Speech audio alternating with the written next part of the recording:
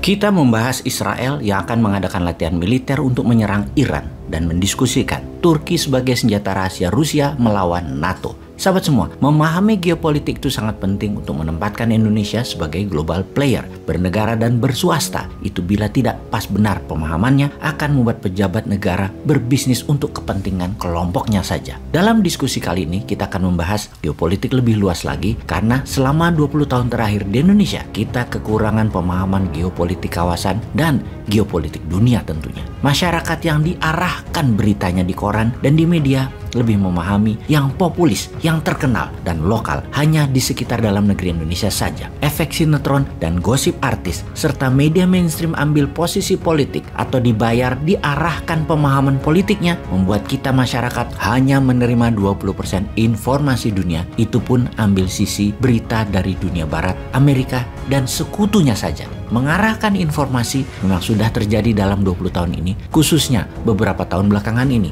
Ini semua kesengajaan strategi politik penguasa dan hal itu wajar. Misalnya, kita masuk sebentar ke dalam negeri. Tentang 2 tahun lagi kekuasaan akan pindah tangan. Maka pejabat saat ini, penguasa saat ini sudah mulai mengarahkan dukungannya ke Ganjar dan Erik sebagai pasangan 1 dan 2 di tahun 2024. Secara populis, Pak Ganjar cukup mumpuni. Secara finance, Erik cukup mumpuni. Dan hal ini penting untuk mengawal kesuksesan politik 8 tahun menjabat selama ini. Sekali lagi, hal ini baik dan wajar. Secara Partai Merah gerah walaupun mendukung ucapan ojo ke susu atau jangan buru-buru memberi dukungan. Namun dalam hati Partai Merah, jagoan gue Mbak Puan kok nggak didukung? Pastinya dalam hati Partai Merah ngerendeng, ngomel. Jadi walaupun Partai Merah mendukung secara kata-kata itu yesterday, kalau future ke depan Partai Merah dalam hatinya sudah punya jagoan, Mbak Puan. Kegiatan pejabat bersafari politik mendukung Ganjar Erik kemarin membuat ketidaknyamanan panjang ke depannya di Partai Merah. Di sisi merah ada juga sekarang yang akhirnya realistis, mending pasang Anies Puan daripada Prabowo Puan. Nah loh,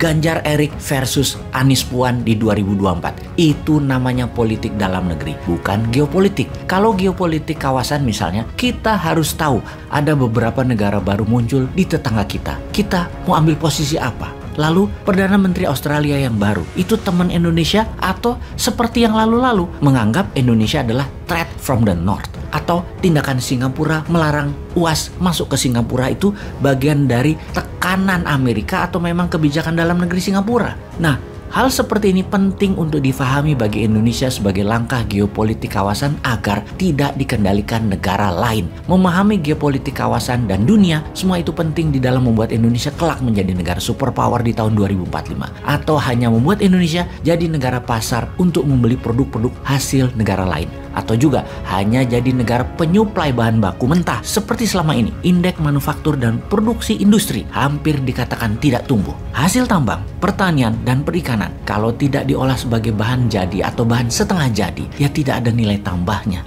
Jangan mengatakan kita GDP-nya meningkat dan besar kalau penghasil GDP tersebut adalah perusahaan FDI asing dan usaha milik oligar. Jadi bersama channel ini kita memberikan wawasan tambahan, mungkin sedikit namun tujuannya agar sahabat menyadari potensi Indonesia yang belum digarap sempurna karena lemahnya memahami geopolitik luar negeri negara dan bangsa lain. Kita harus paham bagaimana Botswana, Switzerlandnya Afrika bermain di antara konflik dan negaranya tidak punya laut alias landlocked tapi bisa menjadi negara terkaya dan tercepat pertumbuhannya dalam 40 tahun terakhir. Memahami negara Nigeria, Tiongkoknya Afrika yang memfokuskan negaranya menjadi negara digital terdepan. Memahami mengapa negara-negara Nordik, negara utara Eropa kaya-kaya. Karena apa? Padahal tidak punya sumber daya alam. Memahami 5 negara Asia Tengah, memahami langkah Saudi dengan Aramco-nya, memahami gejolak di negara-negara selatan Pasifik, dan memahami kekeringan di Amerika Latin yang selalu membuat politik dalam negeri kawasan tersebut selalu ribut dan memilih menjadi penyuplai drug,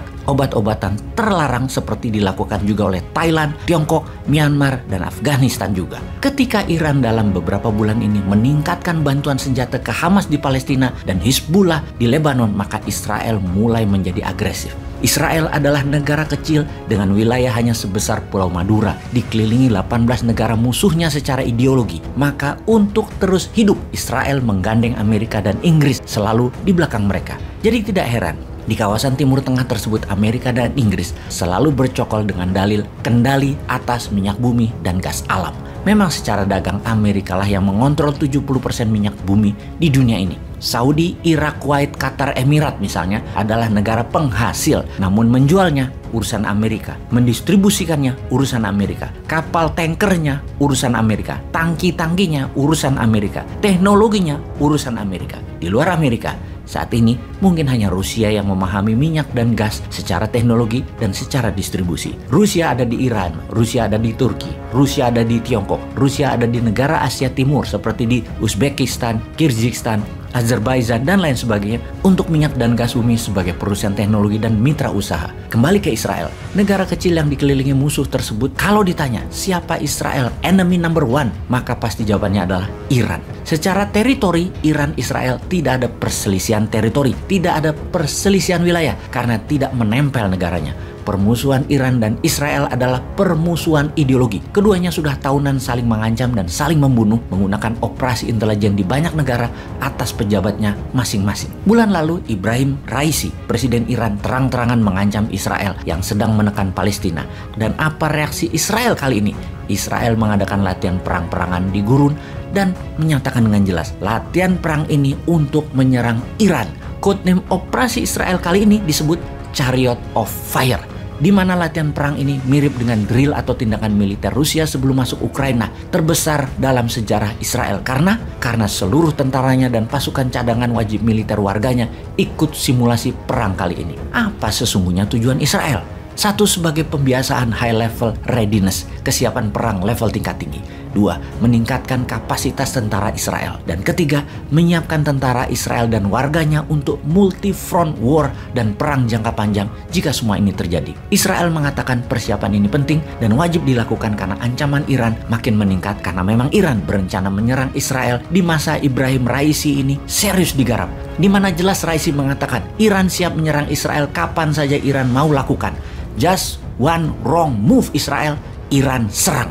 Sementara di Yerusalem, sejak 2 bulan ini tegang. Suasana perang warga di bawah ancaman laras senjata Israel. Latihan militer itu akan diselenggarakan 29 Mei 2022 ini, di mana pasukan Amerika dan Inggris, bagian dari latihan perang tersebut, sudah hadirkan kapal induk, jet fighter, pesawat pengisi bahan bakar di udara, dan 3.000 tentara. Bahkan Joint Force Chief Army atau Panglima Tentara Gabungan Amerika mengirim Michael Kurilla akan ikut hadir dalam drill militer latihan perang kali ini.